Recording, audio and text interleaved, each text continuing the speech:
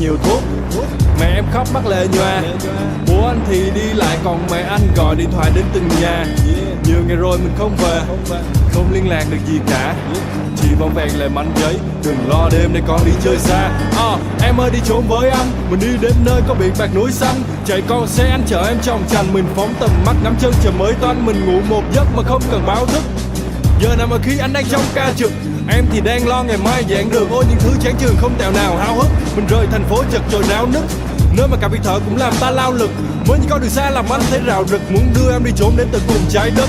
Anh chẳng cần biết là ngày nắng đẹp rạng ngời, hay gió về hay bão táp mưa rơi. Ngày mình đi với nhau ấy là ngày đẹp trời, thì theo anh đi trốn em ơi. Lòng em mơ mơ cùng anh đi đến tận cùng chân mây, vượt núi cao hay biển sâu. Biết mấy là yêu cho vừa, xiết mấy thời gian cho vừa. Khi yêu ta mơ về nhau, để thấy lắm lúc lòng mình nhẹ nhiều khi. Muốn đem hết tất cả để mà đi, một lần mình sống như những đứa nhóc không nhà, sống thức dậy ở một nơi xa. Em ơi anh chẳng muốn sống đời vẻ vang, từ lên voi xuống chó danh vọng hoặc bẻ bàn. Chỉ muốn em hạ với nhau qua ngày tháng, hè tối cầu nước mắt lửa hồng khi đông sang. Nhưng ta càng lớn càng không có sức phòng thủ, đời cuốn sâu ta cả khi ta trốn trong phòng ngủ. Âu lo theo về chúng ta đã khóa 3 lần cửa, trốn đi không để giết ta lần nữa. Em ơi đi trốn với nhau, kệ vòng xe đó nếu mình đi tới đâu. Kệ cho nắng cháy cho bụi phủ vai gầy, kệ cơm kệ áo kệ no đủ mai này. Sau lưng là bụi trước mặt đường chân trời, mình kệ những luật lệ mà mình thường vâng lời. Đời nói mình vô trách nhiệm có vẻ không oan, thì một lần mình là trẻ không ngoan. Anh chưa từng lên kế hoạch cho cuộc đời anh sẽ là mây nắng kéo đến hay trời ngời xanh. Nhưng nếu em muốn thấy chân trời mới toanh thì em ơi đi trốn với anh. Nhiều hơn bầu không khí, bớt đi những mệt nhoài. Cuộc đời đâu được mấy, mình đi như sớm mai.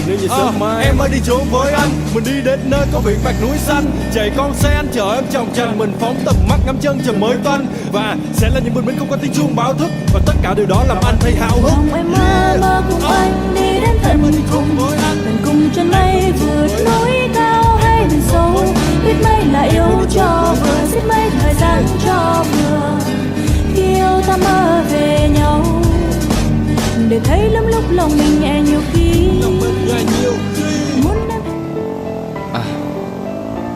có lẽ cũng đã quá muộn để hàn gắn lại đôi ta. Và anh xin em hãy quên hết tất cả những kỷ niệm và buông anh ra. Let's go. Buông anh ra đi, em đừng làm phiền anh nữa. Em đã thay đổi trong tình em đã không còn yêu như ngày xưa. Bao nhiêu tình cảm của anh em đã dành trọn cho một ai còn yêu anh đâu mà bây giờ em muốn làm lại. Hãy buông anh ra và coi nhau như xa lạ, chuyện không còn thẳm và cũng không còn xanh.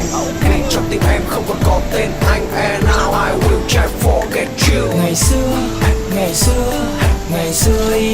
xưa em chờ anh dưới gốc cây sét đánh vào đầu. Ngày xưa rất khác ngày nay. Anh chờ em dưới gốc cây sét đánh vào đầu. Chiều nay chúng mình hẹn nhau, có sao em lại bỏ chạy.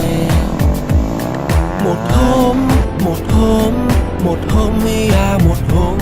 em gặp lại anh, em liền phải in the hole. Bài hát có tempo quay. Chúc mừng các bạn đã nghe sắp hết bài này.